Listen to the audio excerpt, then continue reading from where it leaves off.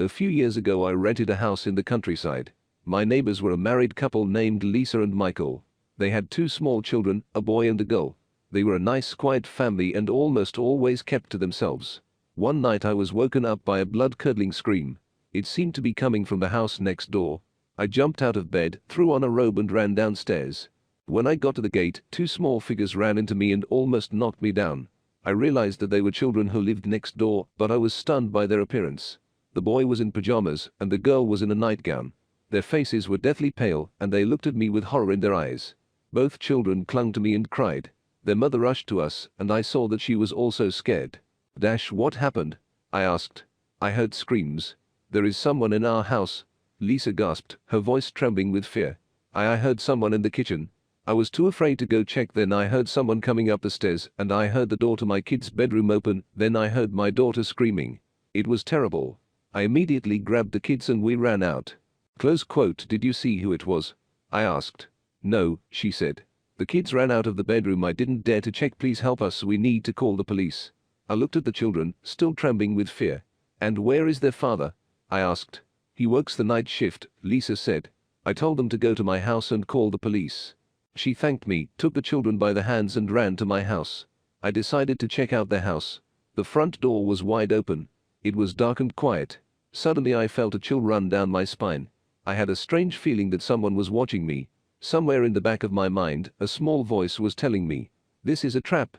I don't know what came over me, but at that moment I was very scared. Afraid of the unknown. I was afraid of what might be hiding in a dark house. Pull yourself together, I muttered. You're not a child anymore. I started down the garden path, but then I saw something that made me stop. Click. A light suddenly came on in one of the upper windows.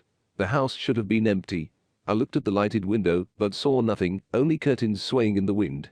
There's something there, a small voice whispered in my head. And he's not afraid of being found. In fact, he wants you to find him.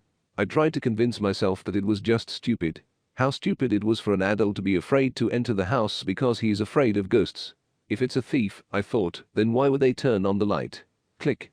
The lights went out. What the hell? I thought and took a few steps back. I still couldn't see anything in the dark, but I could feel goosebumps running down my skin. Click.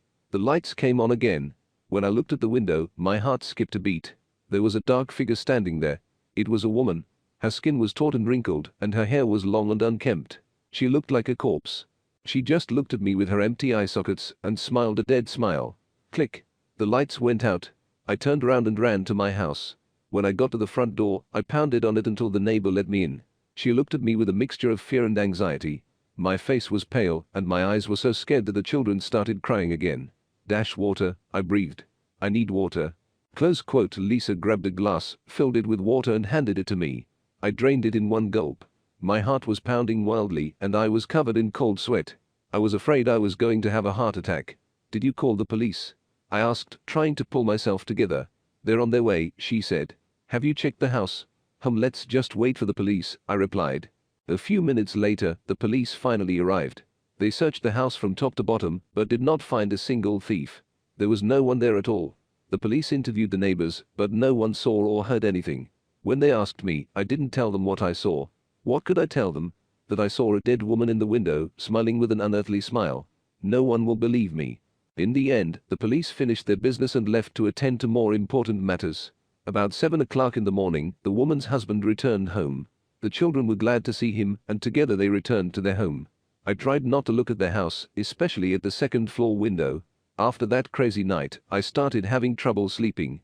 As soon as I closed my eyes, I saw the face of a dead woman. Then life seemed to return to normal.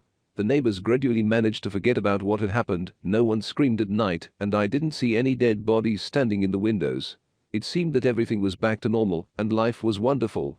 But one evening, about a month later, I heard someone knocking on my door.